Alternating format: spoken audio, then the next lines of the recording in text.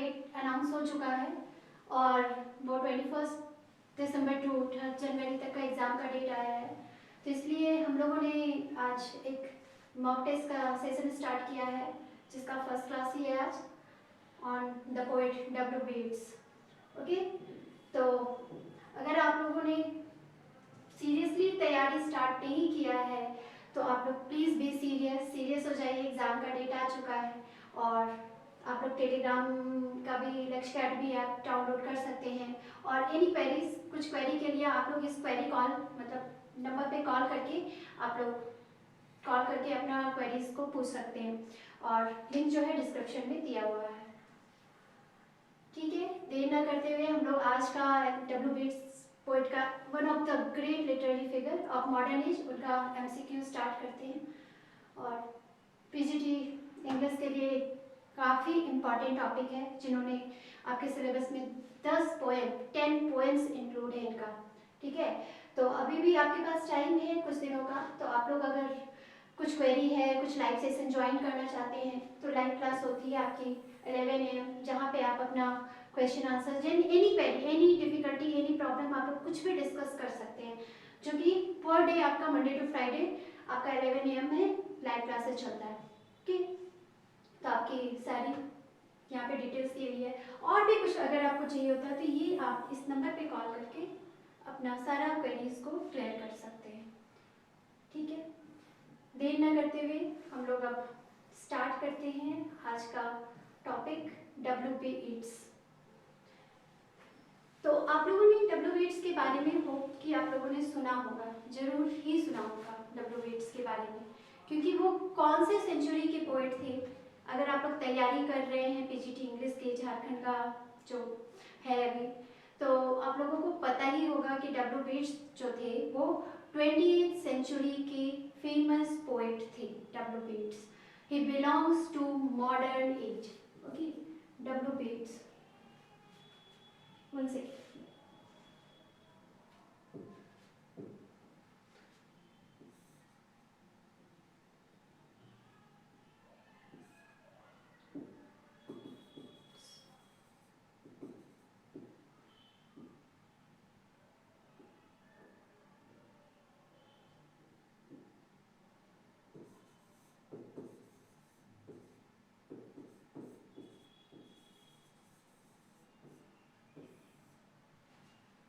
W Yeats, सबसे पहले तो इसके बारे में मैं थोड़ा ब्रीफ इंट्रोडक्शन दे देती हूँ। एमसीक्यूज करने से पहले थोड़ा ब्रीफ डिस्क्रिप्शन आप लोगों को मिल जाएगा तो आसानी होगी एमसीक्यूज। उसके बाद हम लोग एमसीक्यू उसका देखेंगे, मॉक टेस्ट करेंगे, तो उससे हमें पता चलेगा कि हम लोगों ने कितनी तैयारी की है। ओके, तो डब्ल्यू बेट्स का जन्म जो है वो कब हुआ था? ही वॉज बॉर्न इन, क्योंकि किसी भी राइटर को पढ़ने से पहले, किसी भी पोइट्स को पढ़ने से पहले हमें उनके बारे में थोड़ी सी ब्रीफ इंट्रोडक्शन होना बहुत ही जरूरी है। तो उनका जो जन्म था वो कब हुआ था? तो 13 जून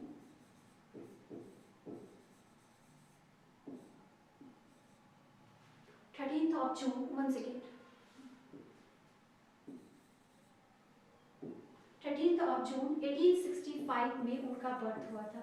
ठीक है, कब हुआ था? 13 जून 1865। और उन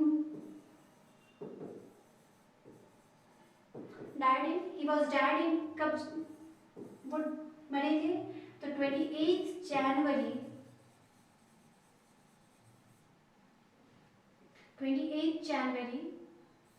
1939 में उनका जो देहांत था वो कब हुआ था? तो 28 जनवरी 1939 में। ठीक है, तो डब्ल्यू बेट्स का जब हमें आता है तो एमसीक्यूज में समटाइम पूछे जाते हैं, डब्ल्यू बेट्स का पूरा नाम क्या था? William Butler Yeats. क्या पूरा नाम था? William Butler Yeats.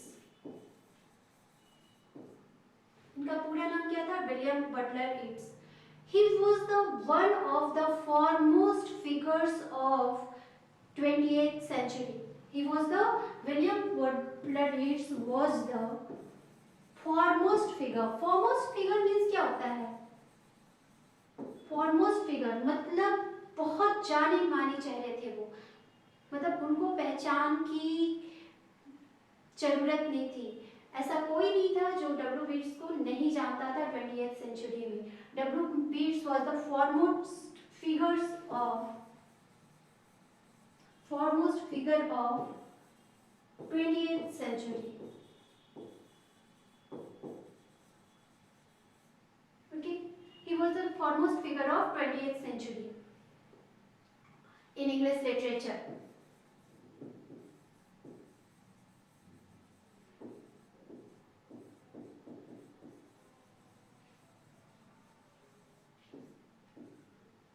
In English literature, वो 20th सेंचुरी के फॉरमोस्ट लिटरेरी फिगर थे। उनका जो बर्थ प्लेस था, उनका बर्थ प्लेस कहाँ था? उनका बर्थ प्लेस तो था सैंडी माउथ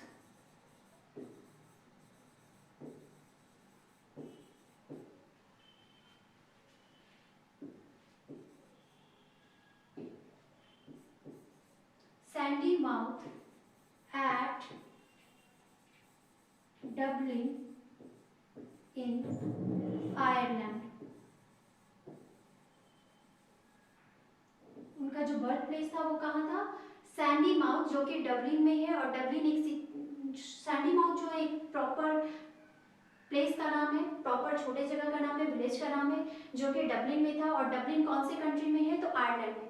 इससे क्या पता चला? W Yeats was an Irish poet, playwright and critic. ठीक है, तो वो क्या थे?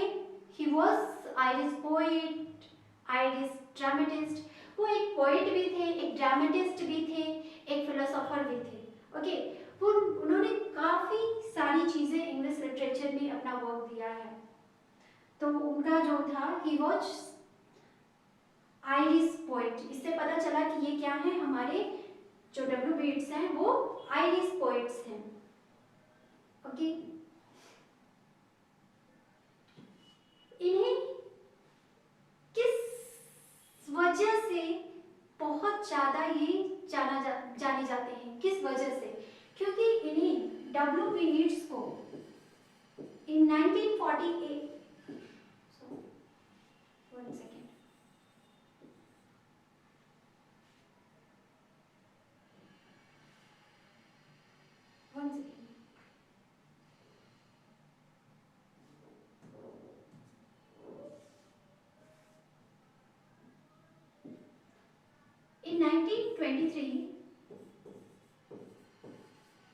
In 1923, he got Nobel Prize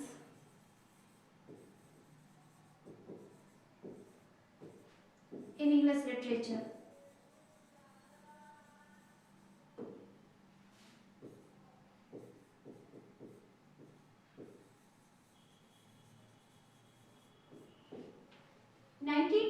में क्या हुआ कि इन्हें नोबेल प्राइज मिला। किस लिए नोबेल प्राइज मिला? तो इंग्लिश लिटरेचर के लिए, अपने योगदान के लिए, इंग्लिश लिटरेचर में जो इनका योगदान था उसके लिए इन्हें क्या मिला? नोबेल प्राइज मिला। It is very important question. ठीक है, 1923 में उन्हें क्या मिला? नोबेल प्राइज मिला। For what purpose? For the contribution of his in English literature, for contribution in English literature. English literature में उनके कंट्रीब्यूशन के लिए, उनके योगदान के लिए उन्हें क्या मिला? तो नोबेल प्राइज मिला। एंड इसमें पॉइंट टू बी नोटेड क्या है कि he was the first Irish, he was the first Irish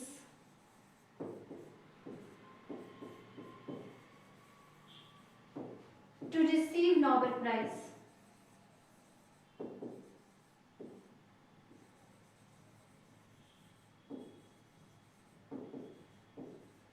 वो क्या थे? वो फर्स्ट आयरिश थे जो उन्होंने नोबेल प्राइज लिया था। ओके, जिन्हें नोबेल पुरस्कार मिला था, वो फर्स्ट आयरिश थे जिन्हें नोबेल पुरस्कार मिला था 1923 में। ओके, और उन्होंने बहुत सारे क्लब्स को ज्वाइन किया था, बहुत सारे थिएटर्स को ज्वाइन किया था। उनमें से एक फेमस क्लब है राइमर्स क्लब। ठीक है, उनमें से एक फेमस क्लब है राइमर्स क्लब। तो उन्होंने राइमर्स क्लब कब ज्वाइन किया था? वेन डिड, आप लोगों को पता है उन्होंने राइमर्स क्लब कब ज्वाइन किया था? इन 1891, ओके, इन 1891 उन्होंने राइमर्स क्लब ज्वाइन किया था। इन 1891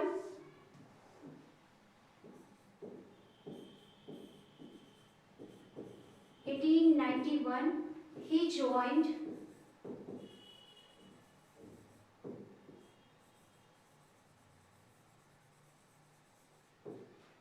राइमर्स क्लब, ठीक है, जिसके कुछ मेंबर्स भी थे, उनके साथ साथ राइमर्स क्लब में इनके साथ साथ इनके कुछ और कलीग्स जो थे वो भी इस राइमर्स क्लब्स के मेंबर थे, जैसे आर्थर साइमंड्स हो गए, अर्नेस्ट डॉसन हो गए, लायनेल जॉनसन हो गए। ये जो थे ये कुछ लिटरेरी फिगर है जो कि राइमर्स क्लब के मेंबर थे डब्ल्यू बेट्स के साथ साथ। फॉर एग्जांपल आर्थर साइमंड्स,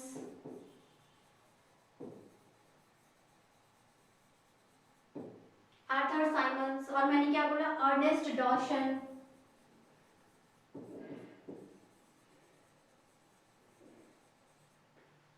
ये जो दो थे ये भी राइमर्स क्लब्स के मेंबर थे।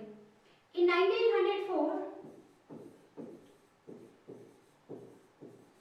1904 में क्या हुआ, इन्होंने लेडी ग्रेगरी के साथ मिलकर, जो कि इनकी काफी अच्छी दोस्त थी, काफी अच्छी इनकी फ्रेंड कहा जा सकता है, one of the best friends of W Yeats, Lady Gregory. इन्होंने लेडी ग्रेगरी के साथ मिलकर के और James Inch, dramatist James Inch के साथ मिलकर के अबे थिएटर की स्थापना की। इन्होंने अबे थिएटर की नींव रखी, ठीक है, इन 1904, ओके। 1904 में क्या हुआ, इन्होंने अबे थिएटर का निर्माण किया, स्टैब्लिश किया, क्या किया, स्टैब्लिश किया इस अबे थिएटर को। ऑन 28 दिसंबर, डेट भी मेंशन कर सकते हैं हम लोग, 27 December, not 28, sorry, 27 December, on 27 December 1904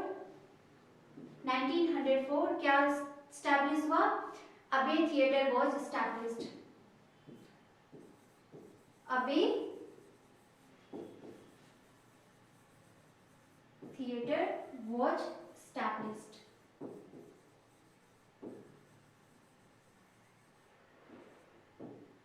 क्या हुआ, Abbey theatre was established, okay.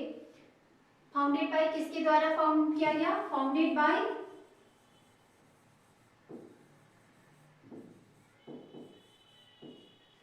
W Yeats and Lady Gregory.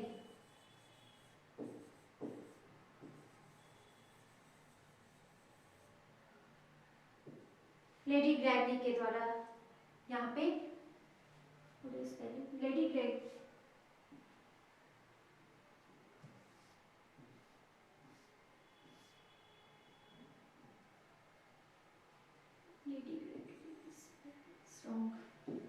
Lady Gregory, okay, clear हुआ। इनकी एक बहुत फेमस फिलोसॉफिकल बुक थी the vision, the vision was the vision.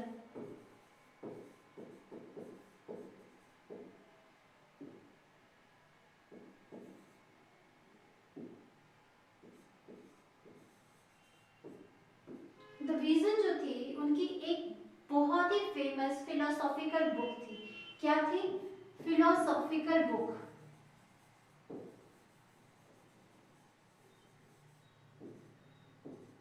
Philosophical book थी। उन्होंने कब लिखा था इसे, इन 1925, कब आया था ये, सॉरी 1925 में आया था ये, और ये उन्होंने किसके साथ मिलकर के लिखा था, with the help of his wife, with the help of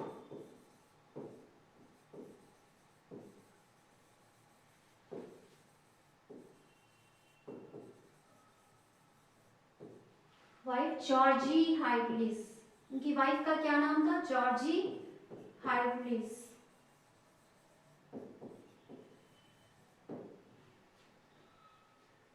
उनकी with the help of his wife Georgie Hyde Lees की हेल्प से उन्होंने एक फिलोसॉफिकल वर्क लिखा था, philosophical book the vision, okay. तो ये काफी डब्ल्यू बीट्स का द विजन, इससे भी क्वेश्चन पूछ दिए जाते हैं कि किसके हेल्प से लिखा था डब्ल्यू बीट्स ने, कब लिखा था, तो ये कब आया था 1925 में। ओके, वो डब्ल्यू बीट्स जो थे वो इंडियन राइटिंग से भी, इंडियन फिलोसोफर से भी काफी प्रभावित थे, काफी इन्फ्लुएंस थे, जिसमें उन्होंने एक थे हमारे पुरोहित स्वामी, वो पुरोहित स्वामी से बहुत ज्यादा ही इन्फ्लुएंस थे और वो काफी इन्फ्लुएंस थे, पुरोहित स्वामी थे। और जब उनसे इन्फ्लुएंस्ड होकर के उन्होंने एक राइटर लिखा था European Gita. Okay, European Gita, उन्होंने प्रभावित होकर उन्होंने यूरोपियन गीता भी लिखा था। ओके, इन 1889 में डब्ल्यू बीट्स एक लेडी से मिले थे जिसका नाम था मॉडगॉन। ओके, क्या नाम था लेडी का? मॉडगॉन। मॉडगॉन जो थी वो रिबेलियन भी थी और एक एरिस्टोक्रेट फैमिली से बिलोंग करती थी।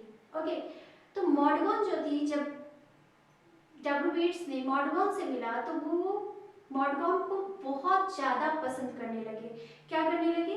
तो मॉडगॉन को बहुत ज़्यादा पसंद करने लगे और मॉडगॉन को जो इतना ज़्यादा पसंद करने लगे कि उन्होंने मॉडगॉन से प्रभावित होकर के उन्होंने मॉडगॉन को कितनी बार प्रपोज किया? तो 4 times he proposed her. 4 times, how many times he proposed her? 4 times he proposed her. और हर बार मॉडगॉन जो थी वो उनके प्रपोजल को रिजेक्ट कर देती थी।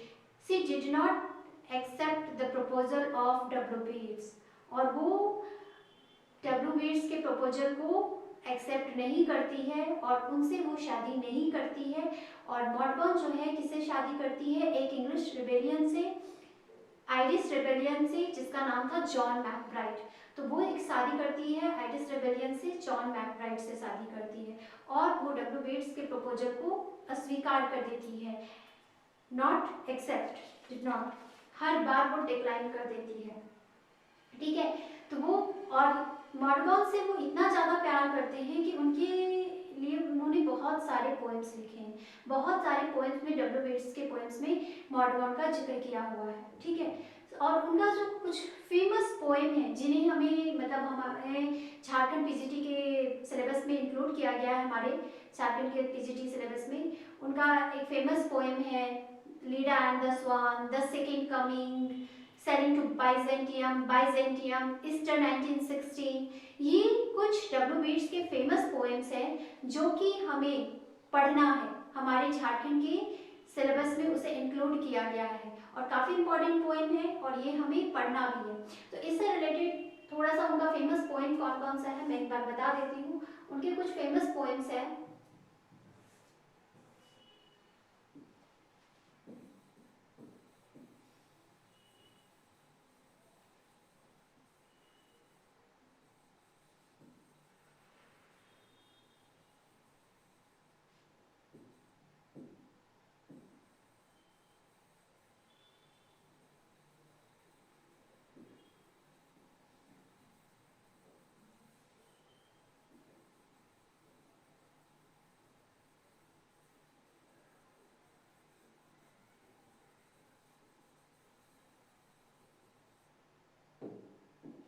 उनके कुछ फेमस पोएम्स हैं Leda and the swan,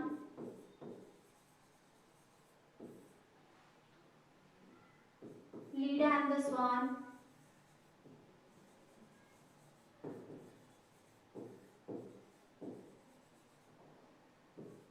the second coming,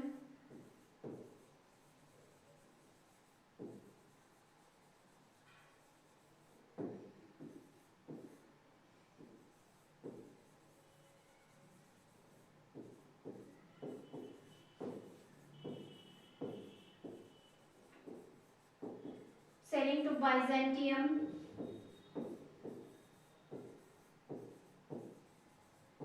Byzantium,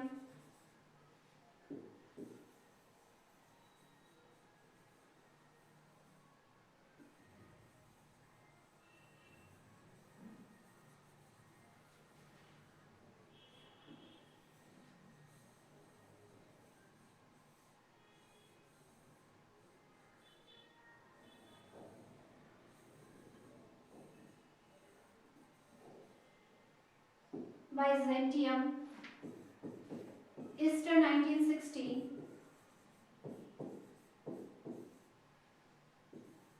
among school children,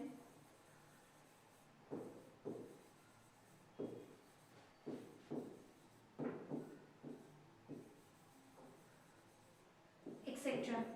ये इनके कुछ फेमस पोएम्स हैं डब्ल्यू बेट्स के, जो कि हमारे सिलेबस में भी इंक्लूड है। आज हम इन्हीं से पोएम से और डब्ल्यू बेट्स से रिलेटेड कुछ हम लोग एमसीक्यूज करेंगे। मैं देखती हूँ कि कितने क्वेश्चंस का आप आंसर्स दे पाते हैं। ओके, तो अपडेट नहीं करते हुए, टाइम वेस्ट ना करते हुए हम लोग आज का सेशन स्टार्ट करते हैं, जो एमसीक्यूज का सेशन है, जो मॉक टेस्ट का सेशन हमने रखा है आपके लिए। तो कुछ डब्ल्यू बेट्स से रिलेटेड हम अब क्वेश्चंस देखते हैं। ओके, तो स्टार्ट करते हैं हम।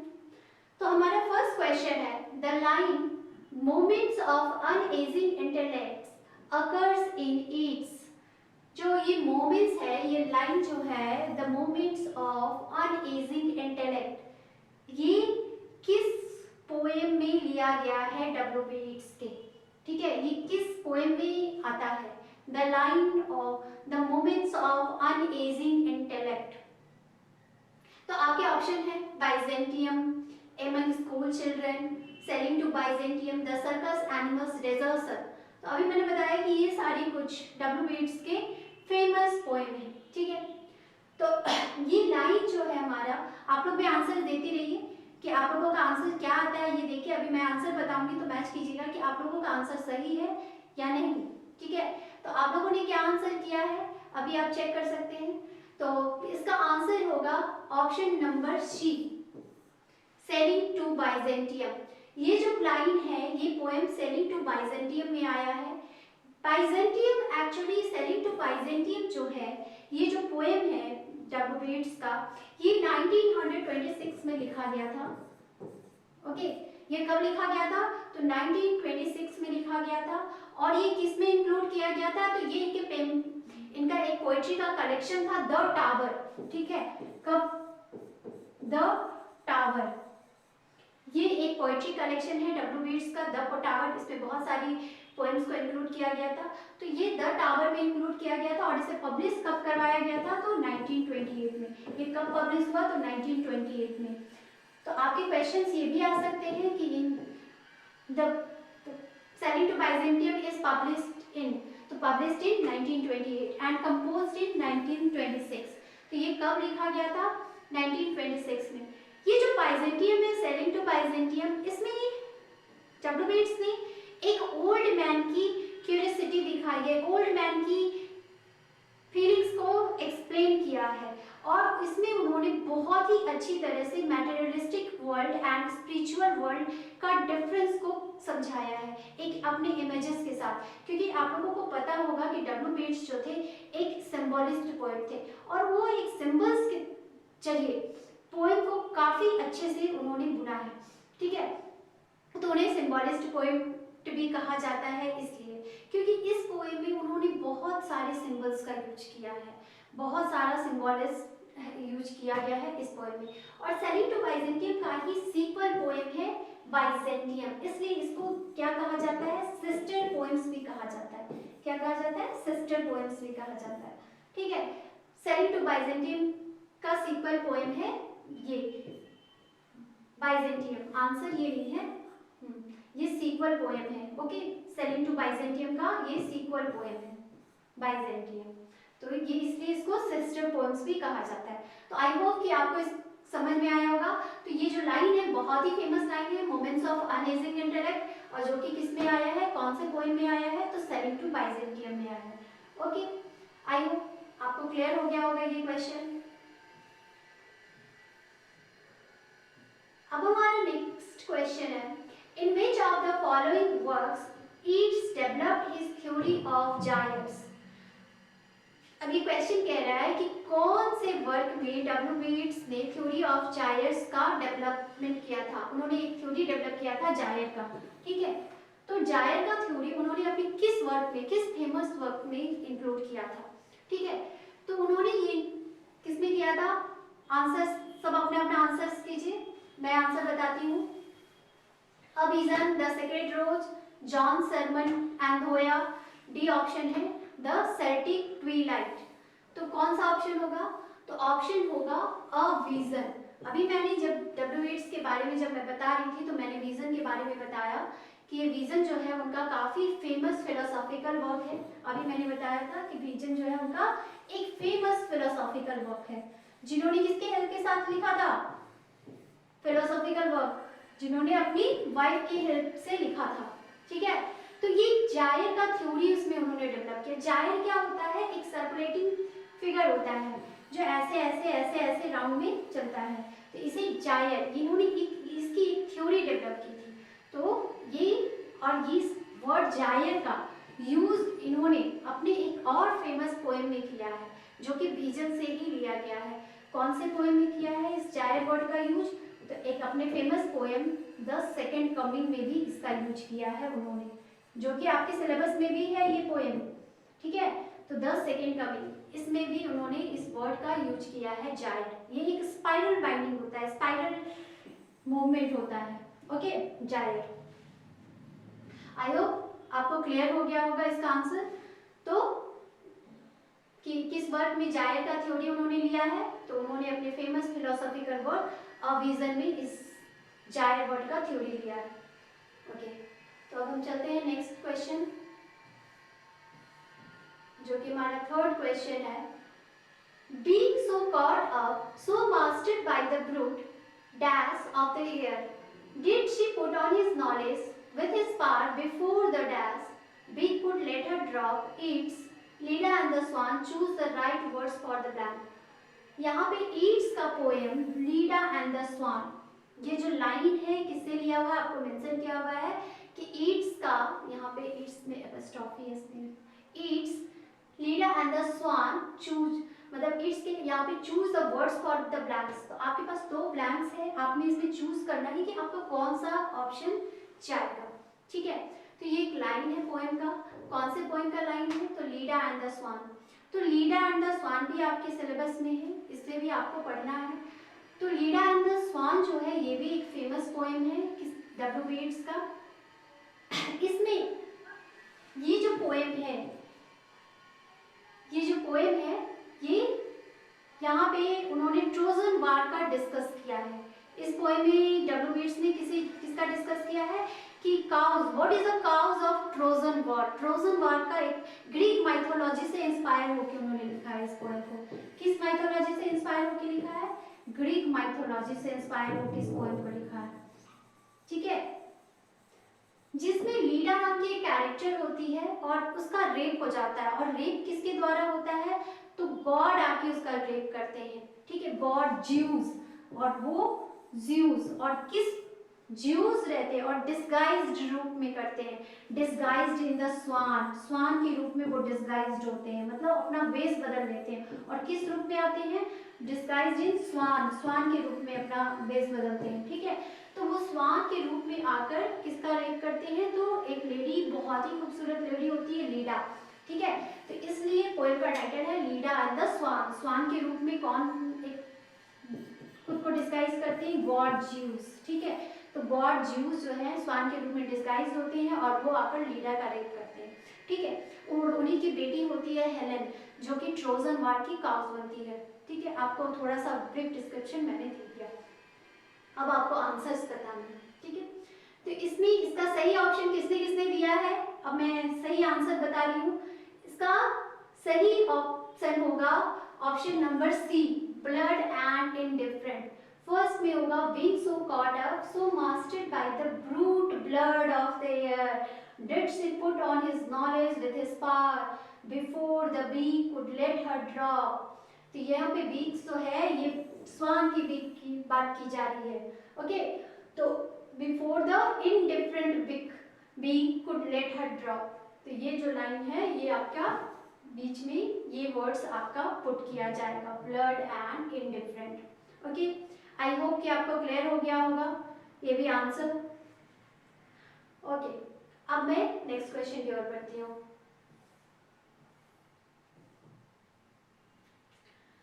क्वेश्चन नंबर 4 है which of the following images is not part of W.H. Auden's poem in memory of W. Beats। इसमें बोला जा रहा है कि इनमें से कौन सा इमेज जो है वो W.H. Auden's का जो पोएम है in memory of W. Beats उसका पार्ट नहीं है। ठीक है, कौन सा इमेज को यूज नहीं किया गया है W.H. Auden's के poem in memory of W. Beats। ठीक है, ये in memory of W. Beats जो है ना, मैं इसके बारे में भी थोड़ा सा आपको थोड़ा सा नॉलेज दे देती हूँ। In memory of W. Beats जो है ये एक एलिजी है। ठीक है, एलिजी है किसके द्वारा लिखा हुआ, तो W.H. Auden के द्वारा लिखा हुआ है। जब W. Beats की डेथ हो जाती है तो एलिजी क्या होता है कि किसी के डेथ पे जब लिखी जाती है पोएम तो उसे हम एलिजी कहते हैं। ठीक है, तो यहाँ पे W.H. Auden ने अपना एक पोएम लिखा है in memory of W. Beats। तो उसमें इनमें से कौन सा जो इमेज है उन्होंने यूज नहीं किया है, is not part of W.H. Poem, तो इन्होंने किसका यूज नहीं किया है। तो क्वेश्चन नंबर 4 का ऑप्शन है ऑप्शन नंबर डी। ठीक है, memory scattering like the beats. इस इमेज का ये एक इमेज है कि मेमोरी जो है बीट्स मतलब मोतियों की तरह बिखरी हुई है। तो इस इमेज का उन्होंने जिक्र अपने पोएम में नहीं किया, ये इसका उस पोएम का पार्ट नहीं है। ये इमेज उनके W.H. Auden's का poem in memory of W. Beats का पार्ट नहीं है। ठीक है, आई होप आपको इसका आंसर मिल गया होगा और मुझे लगता है कि आप लोगों में से कईयों का आंसर करेक्ट भी हुआ होगा। ओके, अब आते हैं क्वेश्चन नंबर 5 पर। W. Beats ईस्टर 1916 इज, अभी मैंने बताया था कि Easter 1916 is also a famous poem of W. Beats। अब इसमें से कौन सा है W. Beats ईस्टर 1916 इज, वो क्या है ईस्टर 1916 क्या है W. Beats का? एक response to a major political uprising, a reminiscence of his visit to a nursery school, a love poem for Mordaunt, and ode to his native country। अब ये क्या है, मतलब वो एक रिस्पॉन्स है मेजर पॉलिटिकल अपराइजिंग का, या फिर रेमिनिसेंस है मतलब कुछ यादें हैं जो नर्सरी स्कूल में वो विजिट करते हैं, या एक लव पोएम है मॉडगॉन के लिए उन्होंने लिखा है, या फिर एक ओड है जो अपनी नेटिव कंट्री के लिए उन्होंने लिखा है। तो क्या है ये, फटाफट आंसर कीजिए आप लोग, फटाफट आंसर कीजिए। ठीक है, आंसर आप लोगों ने कर लिया होगा, तो अब आपका आंसर आप मैच कीजिए। इसका आंसर होगा A, a response to a major political uprising. W. Beats का जो ईस्टर 1916 है वो क्या है, ये मेजर पॉलिटिकल अपराइजिंग है। एक्चुअली ईस्टर राइजिंग जो मतलब 1916 में वहां पे एक आंदोलन तो हुआ था ईस्टर 1916 के नाम से। ठीक है, एक इवेंट हुआ था ईस्टर 1916 और जिसका वहां पे ईस्टर अपराइजिंग। ठीक है, तो ये उस वही है मॉलिटी। एक्चुअली में जो ईस्टर अपराइजिंग जो है वो क्या है, ईस्टर अपराइजिंग जो है उसी पर ये पोएम लिखा हुआ है। ठीक है, उसी पर ईस्टर अपराइजिंग पर ये पोएम लिखा हुआ। ईस्टर अपराइजिंग हुआ था 1916 में आयरलैंड में, तो उसी पर ये W. Beats का एक अपना इमोशन को उन्होंने एक्सप्रेस किया है इस पोएम के थ्रू, इस ईस्टर अपराइजिंग, इस इवेंट पर। ओके, तो ये एक पॉलिटिकल अपराइजिंग था, ईस्टर अपराइजिंग। आई होप आप लोगों को क्लियर हो गया होगा।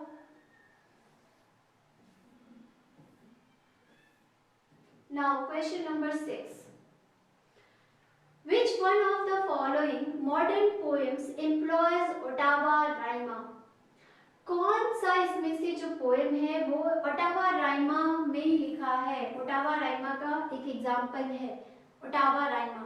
अब ये ओटावा राइमा होता क्या है?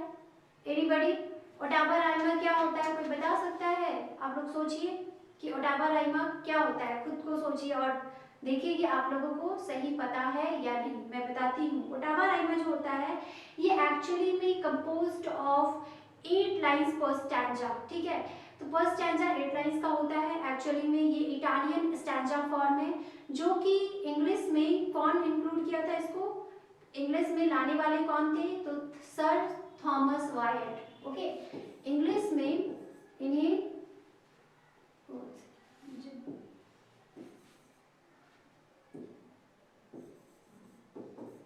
सर थॉमस वाइट के द्वारा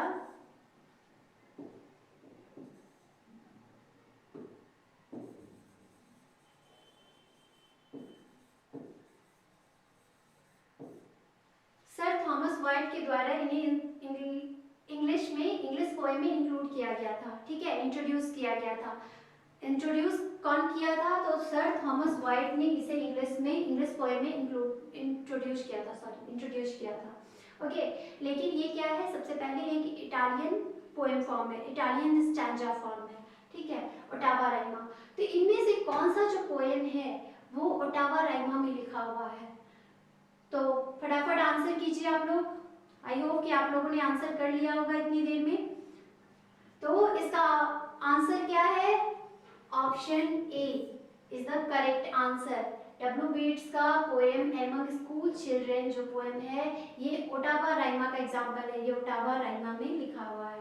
ओके, तो एमंग स्कूल चिल्ड्रेन इज ये पोएम जो है ये एम्प्लॉय करता है ओटावा राइमा को। ठीक है, तो आई होप कि क्लियर हो गया होगा आप लोगों को। अब हम आते हैं next question, question number 7। A sudden blow, the great wings beating still above the staggering girl, her thighs cast by the dark waves, her nap caught in his bill. He holds her helpless breast upon his breast. Who is the author of above lines? आपके पास एक सामने से line है poem का। अब आपको बताना है कि ये जो लाइन है इसके ऑथर कौन है, किनकी पोएम से ये लाइन ली गई है। तो फटाफट आंसर कीजिए आप लोग, जल्दी जल्दी। आई थिंक आप लोगों ने आंसर कर लिया होगा। A sudden blow, the great wings beating steel, ये जो लाइन है ये बहुत ही फेमस लाइन है। ये लाइन जो है ये डब्ल्यू बीट्स के पोएम से ही लिया गया, और डब्ल्यू बीट्स के किस पोएम से लिया गया है ये भी मैं बता देती हूँ, लीडा एंड द स्वान। ठीक है, ये जो पोएम है ये इसका नाम क्या है? लीडा एंड द स्वान। अभी मैंने बताया था लीडा एंड द स्वान के बारे में। ठीक है, ये इनका famous poem Leda and the swan से लिया गया लाइन है। आप लोगों को क्लियर हो गया होगा इसका answer. Now next question, question number 8. Consume my heart away, sick with desire, and fasting to a dying animal. Consume my heart away, sick with desire, and fasting to a dying animal. The above lines are taken from. अब ये famous line जो है ये कहाँ से लिया गया है, किस पोएम से लिया गया है?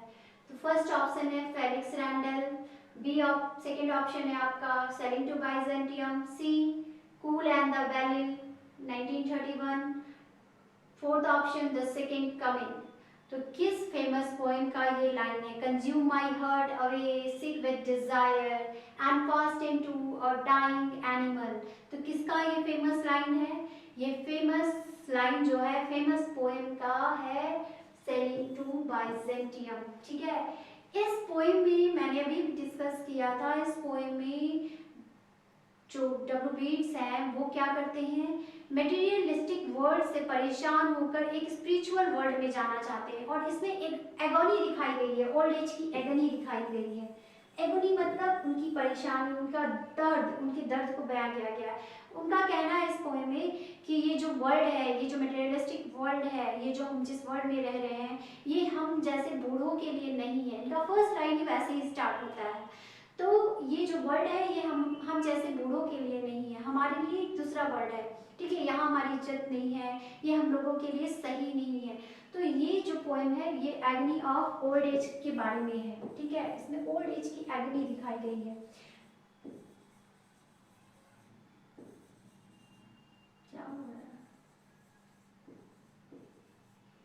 ठीक है, तो इसका सही ऑप्शन है सेलिंग टू बाइजेंटियम, और बाइजेंटियम क्या है? एक इमेजिनरी वर्ल्ड है। नाउ इसका ये जो ऑर्डिनरी नेम किसका है? कॉन्स्टेंटिनोपल, वो भी आता है इस्तांबुल एंड कॉन्स्टेंटिनोपल। ठीक है, आप लोगों को क्लियर हो गया होगा, आप लोग समझ गए होंगे इसका आंसर, आई होप। सभी ने इसका आंसर सही किया होगा क्योंकि ये काफी फेमस लाइन है। Now question number 9, that woman's days were spent in ignorant good, will her nights in argument until her voice grew shrill.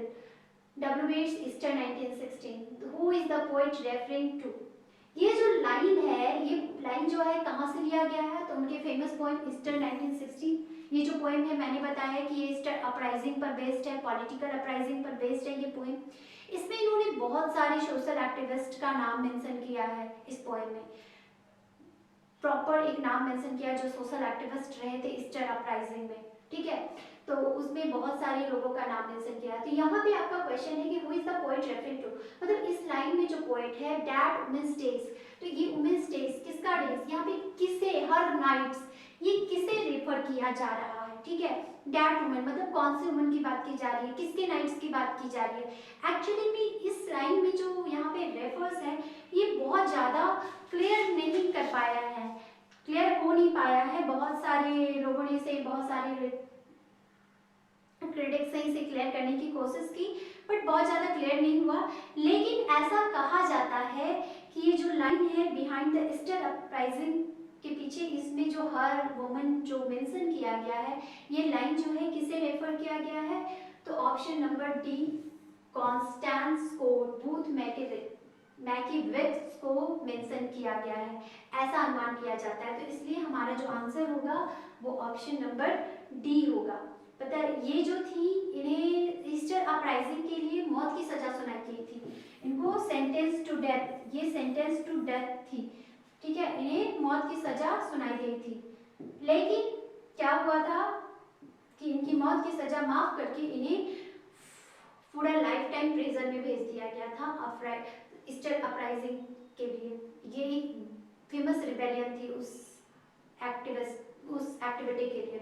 Okay, तो आप लोगों को क्लियर हो गया होगा, इसका आंसर क्या होगा 9 का डी ऑप्शन जिन्होंने भी किया होगा उनका करेक्ट होगा।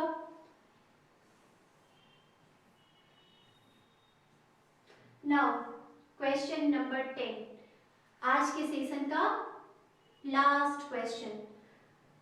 On which of the following authors has Peter Ackroyd not written a biography? अब इनमें से कौन से ऐसे ऑथर्स हैं जिनकी बायोग्राफी पीटर एक्रोनिड ने नहीं लिखी है, जिनकी बायोग्राफी पीटर एक्रोनिड ने नहीं लिखी है, ठीक है, जिनकी बायोग्राफी पीटर एक्रोनिड ने नहीं लिखी है। Charles Dickens, William Blake, T S. W. Yeats, किसकी बायोग्राफी पीटर एक्रोनिड ने नहीं लिखी है। एक्चुअली में पीटर एक्रोनिड जो थे वो काफी फेमस जो बायोग्राफर थे, उन्होंने बहुत सारे लोगों की बायोग्राफी लिखी है, ठीक है। तो इसका जैसे किसकी किसकी बायोग्राफी लिखी है आप लोग पहले आंसर कर लीजिए, उसके बाद मैं बताऊंगी किसकी किसकी बायोग्राफी लिखी है और किसकी बायोग्राफी उन्होंने नहीं लिखी है। तो फटाफट आप अपना आंसर कीजिए। तो आपका आंसर क्या है, आप अपना आंसर मैच कीजिए। इसका आंसर होगा W.B. Yeats। पीटर एक्रोनिड ने W.B. Yeats की बायोग्राफी नहीं लिखी है। उन्होंने चार्ल्स डिकेंस की भी बायोग्राफी लिखी है, विलियम ब्लेक की भी बायोग्राफी लिखी है, टी.एस. एलियट की भी बायोग्राफी लिखी है, ठीक है, सर थॉमस की भी बायोग्राफी लिखी है। तो उन्होंने बहुत सारे लोगों की फेमस बायोग्राफी लिखी है बट W.B. Yeats की बायोग्राफी उन्होंने नहीं लिखी है, ठीक है। इनका जन्म जो था पीटर एक्रोनिड का 5 अक्टूबर 1949 में हुआ था, ठीक है। क्वेश्चन आ सकता है,